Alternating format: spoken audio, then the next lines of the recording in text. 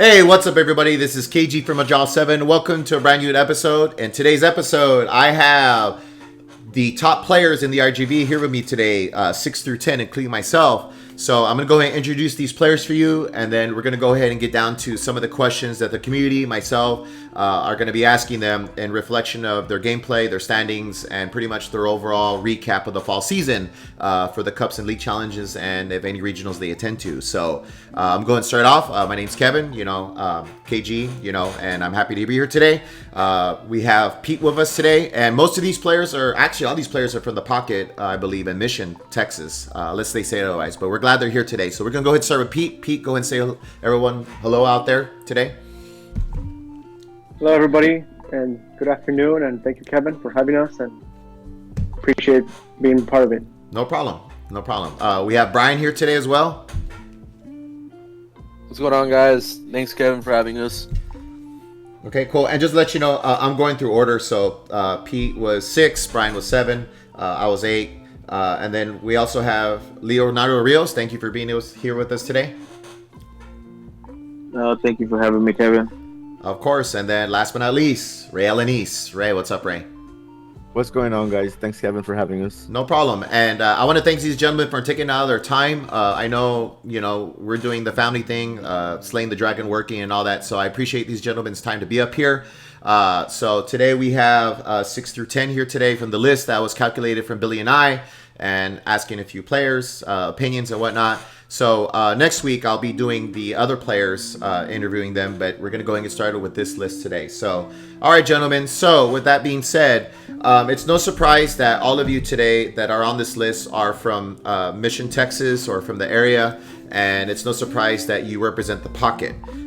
And these gentlemen have been representing the Pocket and Leo Shop for quite some time. And they've been placing really well the past year or so, including now. So the thing is that the interesting thing is that we don't have somebody on there anymore on the list that was a really respected player as part of the team. And today I'm going to ask a question to all of them, and we're going to go one by one to talk about their relationship and partnership as far as Cesar Perez. And Cesar is a highly decorated player. He's made day 2 before at regionals.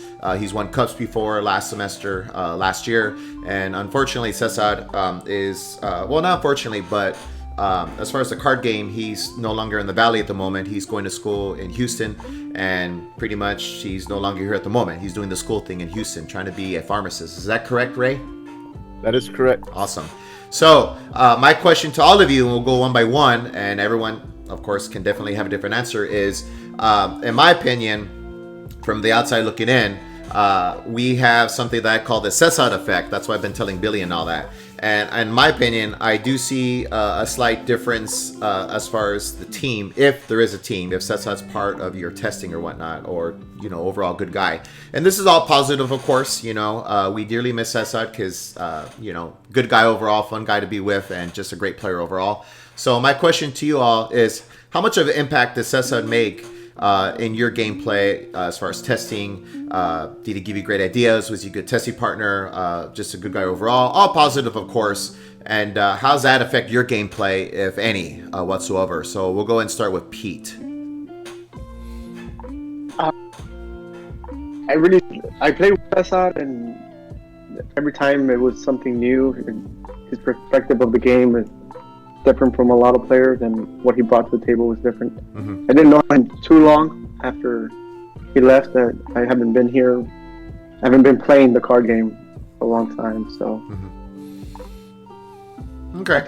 Practically all I can give, yeah. No, that's no problem. Yeah, and Cesar usually very adaptable to the meta. He likes to run Lost Box, Zard, Lugia, and pretty much known for more of a Lost Box player. Of course, Lost Box is kind of making a big impact with Pikachu. So, yeah. So overall, just to summarize, Pete has barely gotten into the game. Of course, making the list is such an honor because he's took a cup down with Pocket and then made a couple of tops recently in the fall season. So, yeah, awesome. Okay, Brian, same question to you about Cesar. I've known Cesar for quite a while. And to be honest, he is one of the better players that we do have. And him not being here, I would say, does make an impact. obviously, if you knew he was playing in the tournament, you know he'd be one of the top dogs to beat or win the tournament. Testing wise, we do have our little group, and he does give a good advice, and he does try to help us out as much as we can into what he thinks the meta might be, or like the right call towards the meta. So yeah, I would say like him being gone is doing a little impact, but we're still, you know, trying our best to push through. Right, definitely. Totally agree with you on that one. So yeah, definitely. Okay. Same question to you, Ray, about Cesar. Yeah, Caesar. Everybody knows Caesar. He was a teacher up in Mackay, so you know he sees things different. You know, as his students that he talks to, he has they come with fresh ideas. Playtesting. Most of our playtesting happens on Wednesdays and Fridays when we do play at Pocket. Just like Pete and Brian said, you know, he brings ideas. You want to test something, you know, he's always up there ready to test it. And he's not afraid to tell you, yeah, that doesn't work, put it away. Which is sometimes good to hear, right? Because we get carried away thinking our texts or ideas or this is that it's good, when might be good for a couple of matches, but not for them all. So we do miss him. You know, he'll be back, I think he said, in 3.5 years. When he's done with the schooling and he has his, I guess, clinicals, he'll be back home. I know he's to be back next week, so if anybody wants to catch him at Pocket, he'll be there Friday. Awesome. Yeah, definitely. You know, all happy thoughts here. So, okay. And last but not least, Leonardo Rios. Any thoughts? Yeah, I mean, Caesar missing. I mean, to my gameplay doesn't. Not to sound like mean or anything like that, It's because fine. Caesar's a really, really good friend of mine. I know him probably longer than anybody probably in the chat. Like, I know him for a lot of years, so doesn't really affect me like towards me like trying to like do better or like play test more, because I think everybody at the Pocket has that type of capacity to play like Caesar. Like, I think Brian's pretty good. Ray also can put up a good fight. You know, Pete, with the little bit of time he has, of course, he still gives you a good game. So it's not so much about like missing Caesar from the group that's kind of like putting us down. It's more like this season just been a little different just because of the whole point system changing and everything, just kind of like nobody wants to, you know, Brian got a new job. I'm kind of like focusing on family a little bit, and you know, Ray also doing work and stuff like that. We're not, you know, giving it 100% to Pokemon right now. So, but I do think Caesar does help and does have some good ideas towards the game, and I know a lot of the times me and Caesar usually try to play the same deck, and he does tell me or does give me ideas what works and what doesn't work. So I guess inserting like League Cups and stuff like that definitely will be good to have him there, but now we don't, right? So the big factor there. Okay. Yeah, and pretty much all positive for Cesar. So, and this one, gentlemen, this is coming from me personally, just some observation, you know, and I just want to get your thoughts on Cesar because I played against him, and obviously he's a very good player, and I know hearing all of you, he definitely makes an impact. All positive for you all as far as just somebody to give you good insight and good information. So, cool. All right, so we're going to go ahead and move on. And the next topic we're going to talk about is pretty much the placements that we have these wonderful players in our RGV list. So as we know, going through 6 through 10, including myself, again, we have 6 Pete, 7 Brian, myself 8, Leo 9, and 10 Ray. And this information was calculated by points on the season, placements, and how often do they go to challenges or league cups. Like Leo Real said, there has been some changes in the point system. So I believe, Ray, it's top 125 that get to go to Worlds as far as the points in the US. Is that correct? Yeah, so it's the top 125 in North America, which is US and Canada, but that excludes any regional winners or any top 4 from any IC. Right. So as long as there's different winners, it could be up to, I want to say it was 138 if they're all different winners. Okay. So with that being said, it did change from last year. Last year, as long as you met the threshold, no matter how you did it, what was it? Leo Reels, was it 400? Does anyone remember? 600 points. 600 points. Yeah, 600 points. So you met the threshold for 600. Of course, challenges, ICs and regionals and cups had a best finish limit. If you met the 600 threshold, then you got to Worlds no matter what, which was in Hawaii.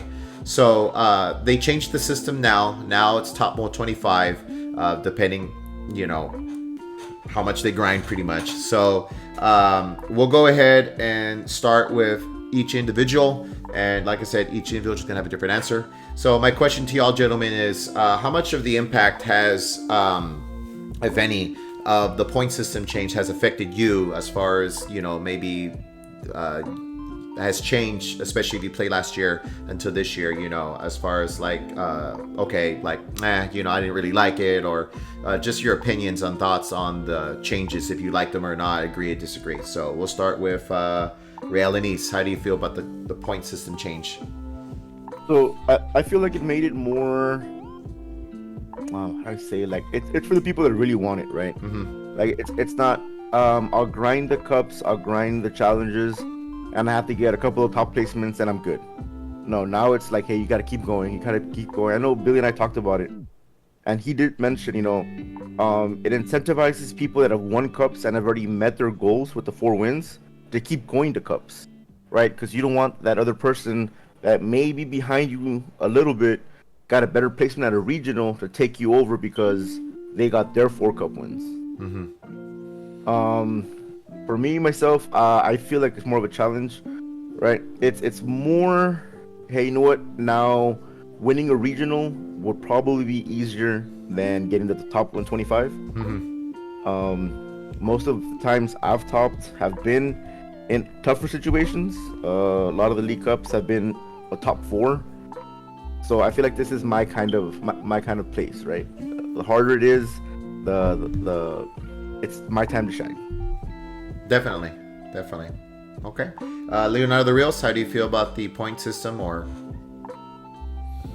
So I mean, I know what Ray is trying to say, and I do understand what he's coming, right. Mm-hmm. But I like the old version, of course, just because I kind of let people that, and I'm gonna be straightforward, because Sure. I'm not a person that has a lot of money, right? So I can, travel to all these regionals and all these NAICs. So for me, last season, I grind a lot, especially in Cubs and league challenges. Winning 4 Cubs and 2 second places. I was maxed out basically at 6 Cubs.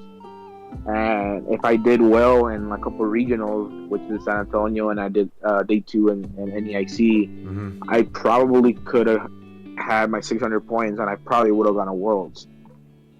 But now with the way the system is, it's like, okay, you do well in Cubs, you do well in challenges, but now you also need that type of money and that type of time to go out there to every regionals or every internationals to try and even squeeze in the top 25 or 125 or 130 to see if you can get a placement for Worlds, which is kind of, harder, right? Because what if you go out there and you don't place, but then you did this whole trip, you lost time at work and stuff like that. For me, that's kind of a little harder than before. Mm-hmm. So I definitely don't like the way the system is now. it definitely took me to a point where like I'm less less in like that. I don't want to kind of like go to like cups and stuff like that. I don't have that incentive to try and win a cup and stuff like that. Of course, I still want to definitely do well at the cups and definitely try to do better now going forward, because just where I'm at, and I respect the point system and I respect the list and stuff. Just know where I'm at right now. Definitely, I want to show up and definitely show the valley. I can definitely take a couple cups down. I just kind of have to go back to my old reliable decks and hopefully keep testing, and I hopefully I can get there. Okay. And okay, same question to you, Brian. Point system.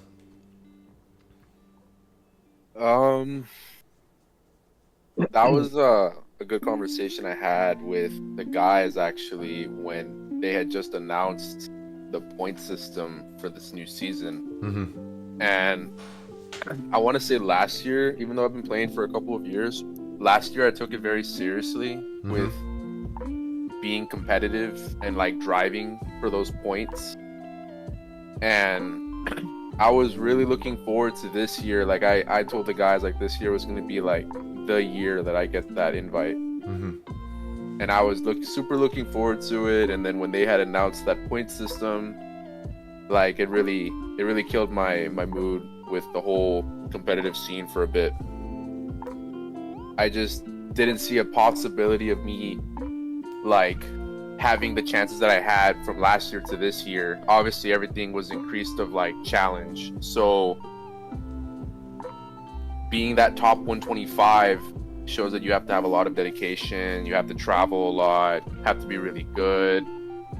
And sort of like what Leo said, like money wise, traveling is not really for me. I wish I could, but I can't, and the time I don't really have that much time to be traveling as well to get to that point threshold, which kind of sucks. And that's why I kind of like killed my mood a little bit, but you know, it's fine. And for the people that do reach that 125, it just shows that like they do have a lot of dedication to the game and that they are really, really good players. The chances of probably winning a regional are better than getting to that 125 too, like what Ray was saying. It's just it's a challenge to get there.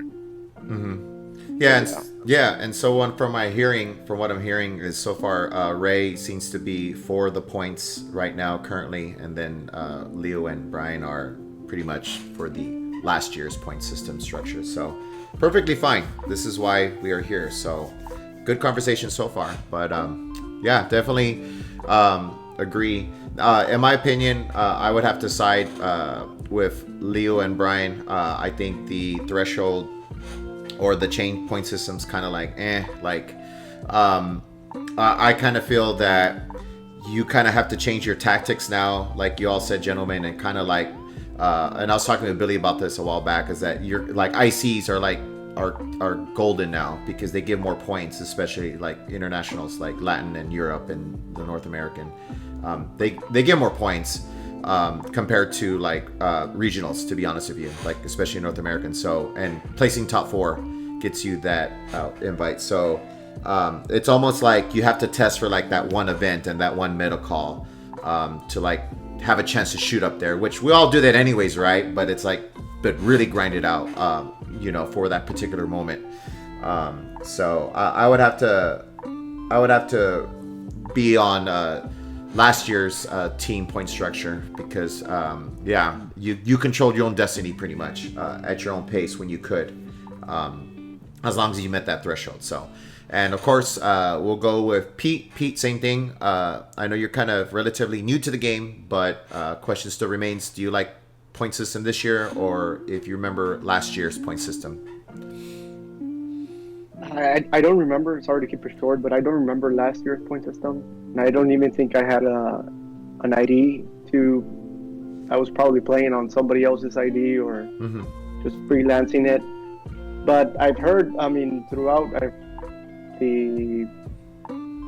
it's been on both sides. You know, mostly on the negative side Mm-hmm. with the new point system rather than the old one. But I mean, it can go both ways. I mean, it shows the dedication that some of these players will have, and obviously the traveling part, it makes it more difficult. But I don't know. I mean, I don't know. I'm still not familiarized with myself with this new one either. Mm-hmm. And that's perfectly fine. You know, in the end, you know, most of the community, especially the RGV, are they just, you know, like Billy says, they love Pokemon, and if they can get a couple games in, then they can, right? And just throwing it out there for the community, Pete here has a son that is also relatively invested in the game. I believe, Pete, this is how you got into the card game in the first place, right? With your son having interest in the card game at the Pocket, or how did that start?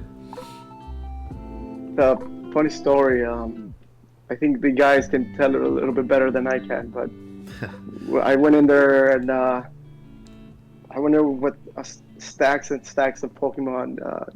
We would have to buy. I would buy them at Costco, the bundles and the packs, because he was looking for a specific card, and the chances of hitting that card very, very slim. So I remember I just took boxes and boxes of cards to the Pocket, and I asked him, "Hey, I just need like 2 or 3 cards for all of this. I don't even know what it's worth. I just need 2 or 3 cards that he's looking for." And we went in there, and then we went on a Friday. It was Friday, kind of early, so some guys were there, and they invited us to go and watch in the evening. They do the tournaments, the weekly tournaments in the evening. So we did, and from there on, it was just it's history. I mean, there's no stopping now. Now, so my understanding, you went to the Baltimore regionals, right? This past season, or like? Yes. So, cool. Yes, we did. We got actually to go to New Orleans. We went to New Orleans. Oh, okay. That's right. I didn't register. Only my son played. Cool. But Baltimore, we both played. Him and I. Cool. Which was fun. Cool. Awesome. Yeah, and this is what it's all about. You know, just getting new players in, like Pete in and his son, and you know, and we're glad that he's here. You know, pretty much along with everybody else. So, all right. So yeah. So gathering everyone's thoughts. Just seems like maybe with the exception of Ray, which is totally fine because we're all entitled to our opinions. You know, the point system, the restructure of the point system, just kind of like different mentality, of course. It rewards the players that grind it out, and deservedly so. They get there. But in kind of transitioning into the list, I know Alejandra, if anyone remembers, Alejandra was ranked 200, right? Like, so he's like 75 away, like 203. Did anyone remember? Ray, do you remember when he posted in the chat? I know he posted at some point. Off the top of my head, I don't remember, but I know they were very close to it. They, with another good placement, they'll be up there. That's for sure. Another day 2 maybe. I think they've only won 1 cup, if I'm not mistaken. So they still have a chance to increase their point threshold through that. So hopefully they do, right? Get somebody out there, represent the Valley. Definitely. Okay, so with that being said, we're going to go ahead and go to the last segment of this interview with everybody. And this is kind of more of I'm going to kind of have open mic here pretty much. It's going to be relation to the list, but at the same time, these players have a chance to also kind of just speak their 2 cents about their goals, because obviously this is just the fall season, so there's a lot of Pokemon left in the spring and in the summer. So you know, what we're going to talk about is, of course, we have our RGV top list for fall, and what I'm going to give these gentlemen a chance is kind of just say, you know, their game plan is, or their plans for the future, as far as what they plan to do, you know, as far as their goals, you know, maybe their goal is to make day 2 again. San Antonio, maybe their goal is to get top 4. So I'll kind of give open mic to each of them. And also, I'm going to include a question in there for all of them as far as the list. So if you look at the list, we have number 1, Alejandra, 2, Billy, 3, Dylan, 4, Victor, 5, Adrian, 6, Pedro, 7, Brian, 8, me, 9, Leo, and 10, Ray. So it's kind of an open mic, but also kind of just a question as well from me to them. So they'll answer my question, and then if they want to say anything else, about the list or about their plans, then this is their time to do that. So we'll start with Pete. Pete, pretty much you're ranked number 6, and the reason why you're ranked 6 is because you did take a cup down at the Pocket, and then you made a couple of top cuts in the summer/fall season. Winter season's kind of been just going to the winter season. It's been kind of just maybe you've been busy doing the sun thing. Totally understandable. So pretty much. How do you feel right now about you grasping the card game, and pretty much what are your future plans from here on out with the card game? Yeah, I mean, it's an honor to be on the list, and I think the majority of it is luck. Gotten so far, but it's fine. I mean, it's on our side, which is good. So moving forward, I mean, yeah, I really like to play. When I was making the top cut and I was able to place and everything, it actually had a lot to do with Leo coming over. We play test a couple hours, and we'll do one deck, and he'll play one deck, I'll play another deck, and then we'll switch, and then different decks, and keep switching, and then play. And that's when I learned the most. I mean, actually playing the deck. I really don't get to play online or watch guys. Kind of been like a one-on-one, and when I play at the Pocket and on Fridays, that's my play test and my I guess skills going at it. But everything has been good. I mean, it's been quite a ride. I like the community. The community has been very great to us, to my son and I. And he likes it, so we'll keep playing, and I like it too now. I mean, I didn't even know this existed before.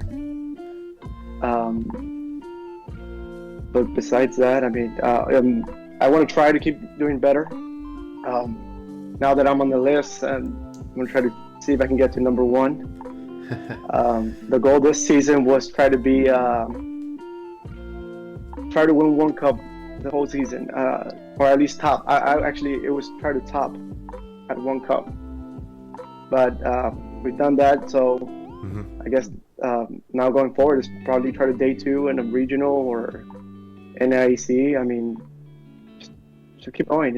I'm having fun, and my kid's having fun, and the guys are great. They're great guys, and yeah, that's my 2 cents. Cool. Awesome. Yeah. So it just seems like the game is doing good for you and your son, and you enjoy, got some goals there to meet, and just pretty much enjoy the card game itself and the community. So that's nothing wrong with that. Definitely. So good. Glad to hear that the Pocket and the community on that side has definitely been taking care of you also. Glad to hear that. Okay. All right. Leonardo Rios. Pretty much any thoughts or your plans whatsoever.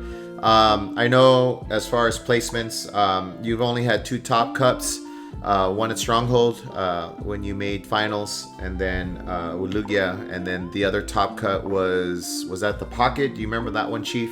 You had 2 top cuts according to Billy.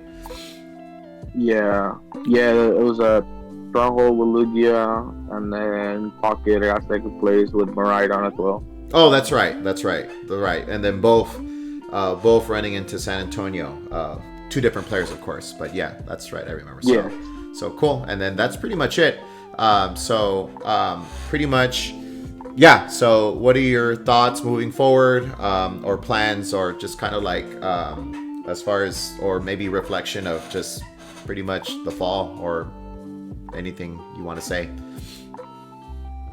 Well, definitely try my best to definitely get back on the grind a little bit more. I am probably going back to school this next week.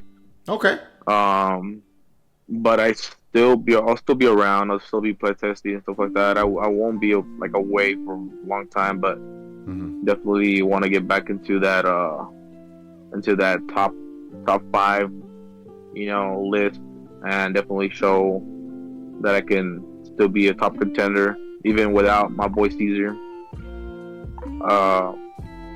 But yeah, I just been kind of having fun with like different decks and just kind of playing different stuff. Just kind of got bored of the old same Lugia, Gardevoir, stuff like that, and it just was super cool to pick up a random deck like Miraidon and still get a second place.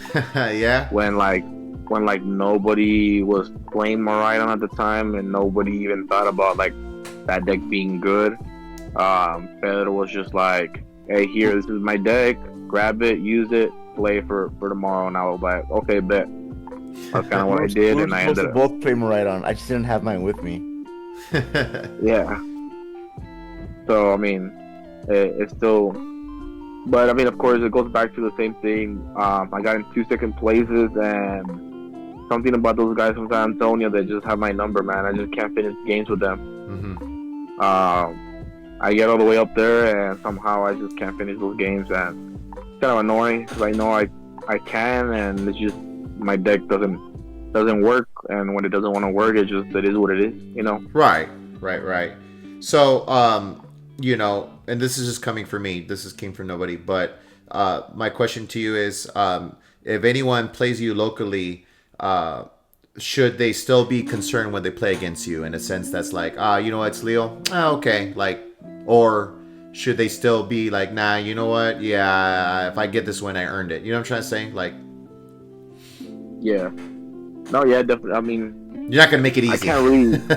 Yeah, no, yeah. I'm definitely not gonna like be like I'm gonna toot my own horn and say like, oh yeah, I'm this like great person. When like, yeah, I'm good, but of course everybody has their tough matchups. But like I told Ray and I told Pedro and every guy that sits in front of me, and even when I have a losing streak, if you want to get a win from me, you're still gonna have to work for it, no matter what. And I'm definitely gonna make you think. So it's not gonna be an easy task at all. So I mean, especially now going forward, I'm definitely going harder like how I went last season. So I'm definitely gonna start putting in work on my older decks and bringing back some different sauce, so I can definitely take some cups down and hopefully show some people that I still can do. Because going forward, of course, I want to practice for San Antonio. I know me and the guys already signed up, and definitely want to be comfortable with one deck. Okay, fair enough, sir. Fair enough. Good information. Okay. All right. We'll go to me since I guess I'm number 8. For me, pretty much I made a couple of tops, and honestly, like compared to everyone else, like one more top. I only had 3 top cuts.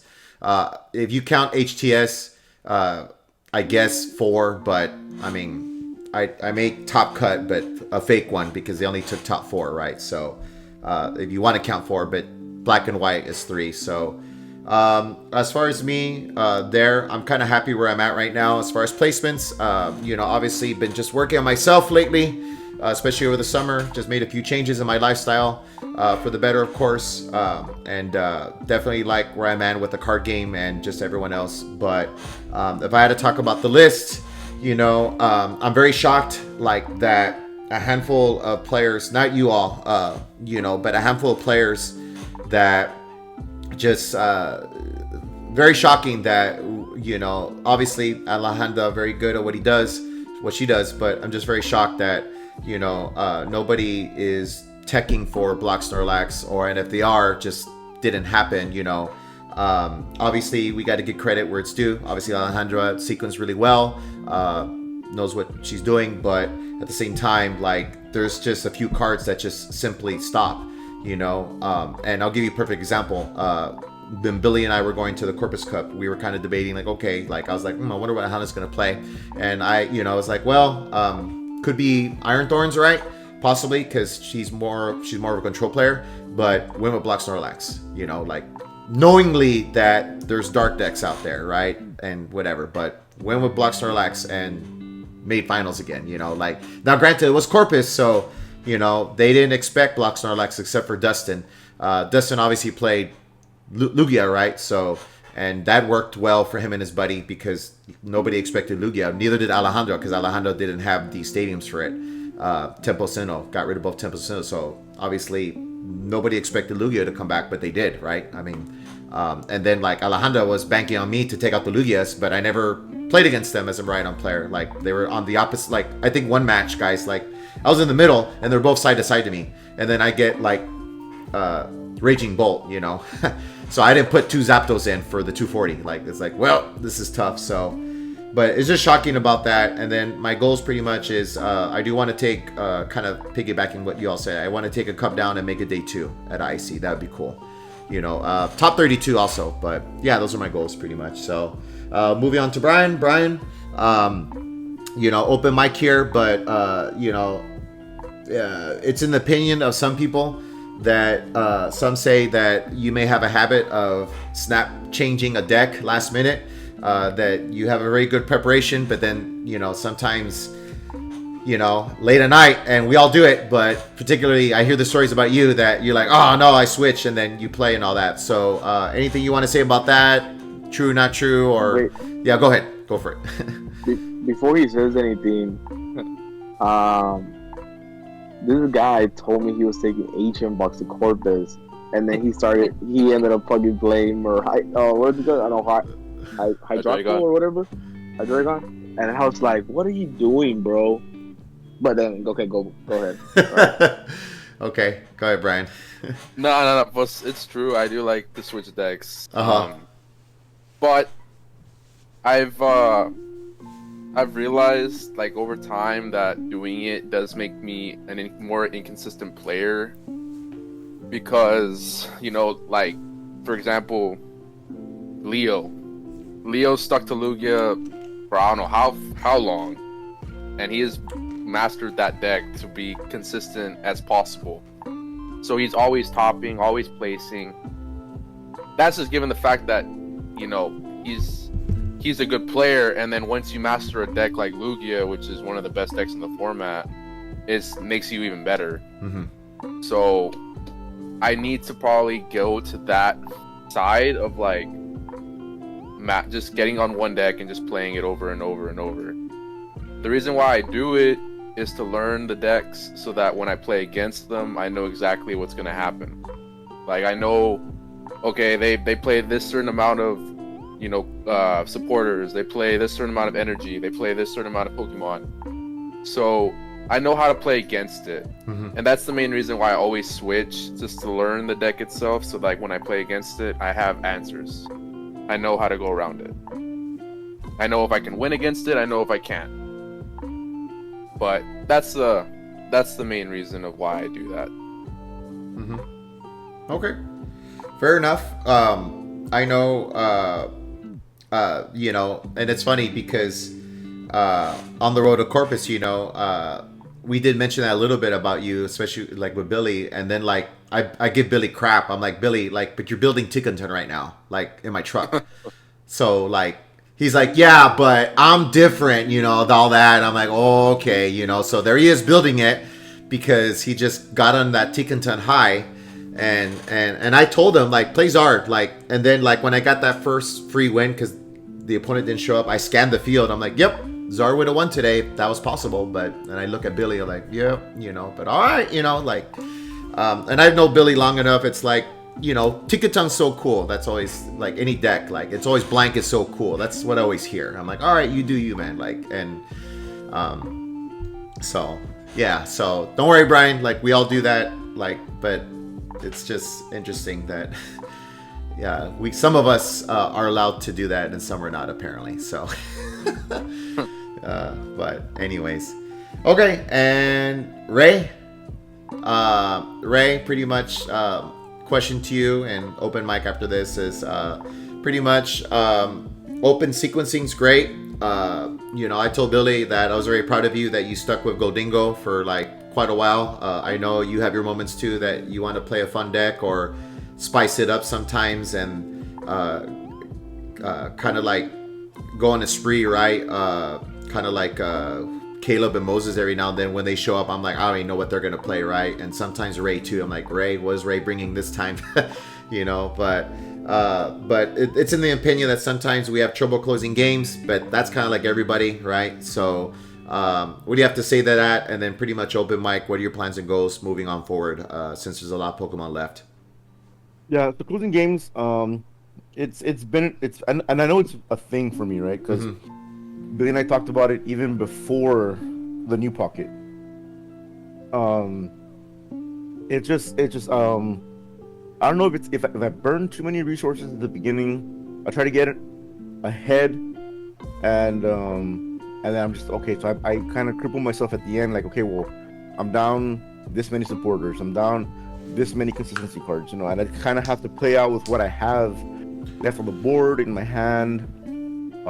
I don't give myself an out for the next turn after, let's say, an Iono that disrupts me to 2, or Roxanne, after I take my first 3 prize cards and I have no draw after that. I'm just kind of, relying on the top deck. And I think it's just the way I play decks. That's why I kind of stuck with Godengo. I played Mew VMAX. I played Mega Ray back when I first started playing. They're all hyper aggressive, win by turn 4, by turn 5. And I feel like that's the way I want to play every deck, even the decks that aren't meant to be played like that.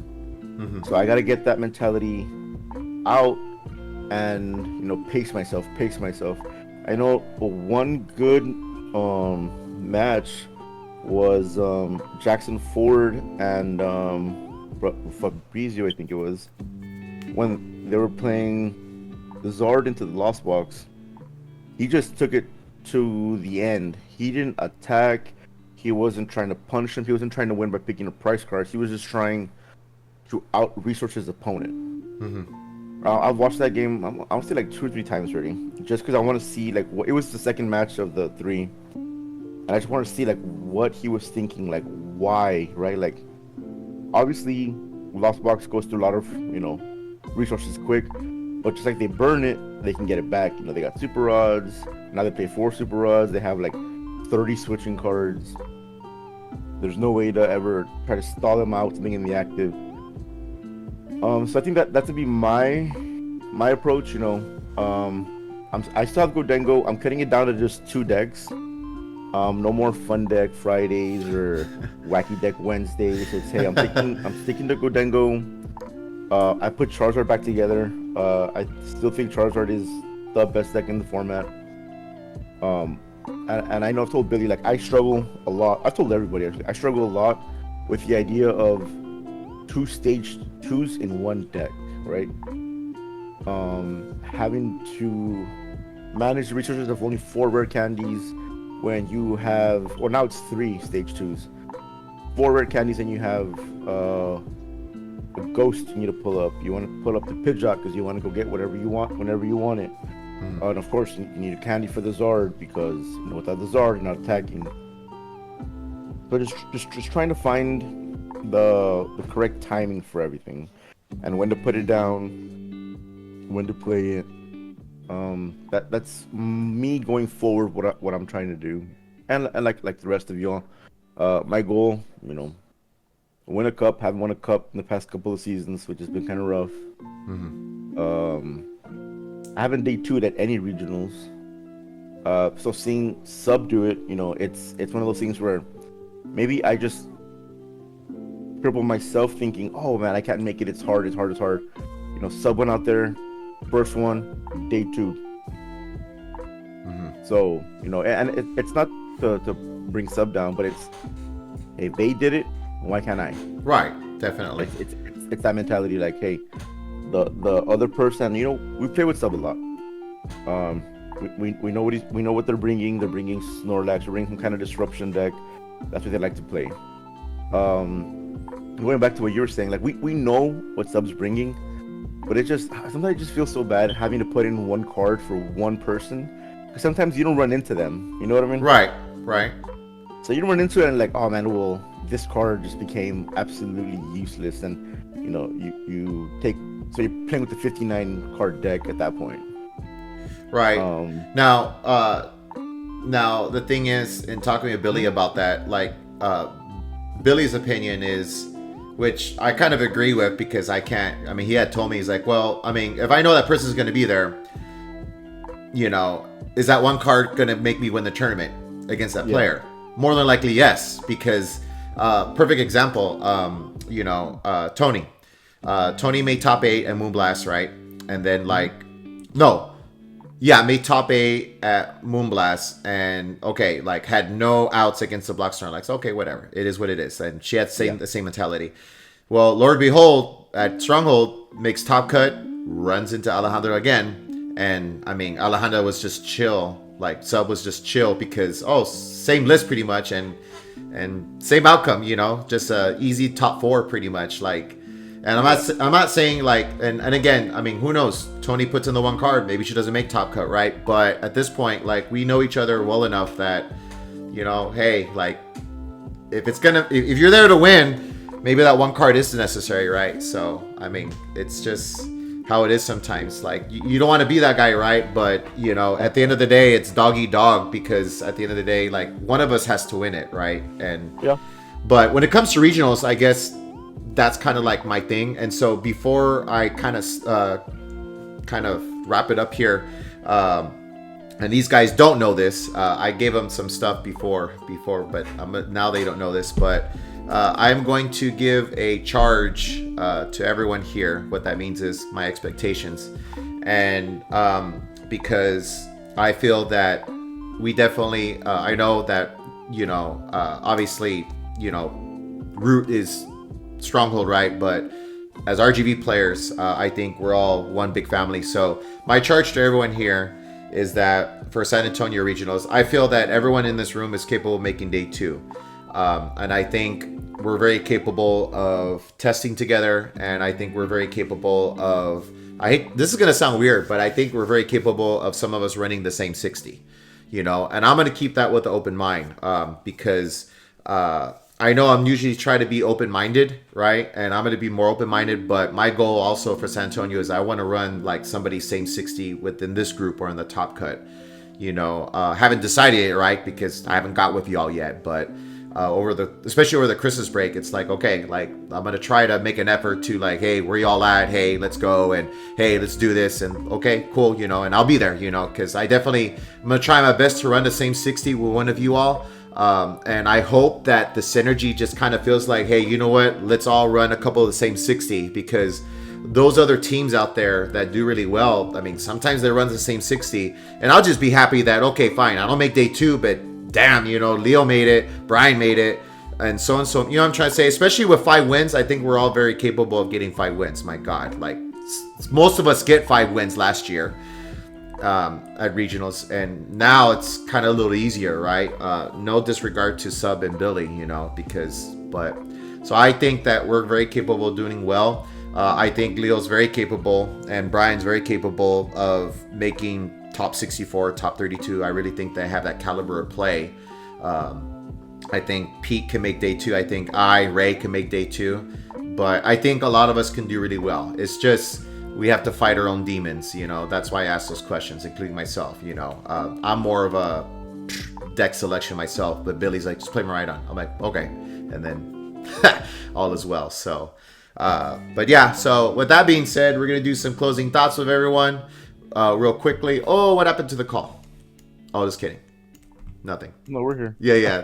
They closed the screen. So anyways, we'll do some closing thoughts real quick, and then we'll wrap it up. So pretty much, Pete, anything you want to say out there before we wrap it up? Any shout outs, anything you want to say? No, just thank you to the community. I mean, for being pretty great and helpful, and it just makes it more fun. And I think everybody is a good player, and everybody can achieve whatever they put their mind to. And for myself, it's just another step to climb. So Definitely. keep going. Definitely. Amen to that. Brian? No, I'm just glad to see that the community is growing. It's been getting bigger, and that's always a good thing. Practice makes perfect, so learn your deck inside and out to become better. But yeah, I'm just thankful to be here, and to the community will be seeing me more often. That's another thing I wanted to say too. I didn't get to say it earlier. No, I've just been seeing it. I've been busy with work the past couple of months, and I haven't been able to like go to some of the cups that I really wanted to go, like the Pocket. I didn't get to go to it, sadly. Mm-hmm. But no, y'all will see me more often. Cool. Leonardo Rios?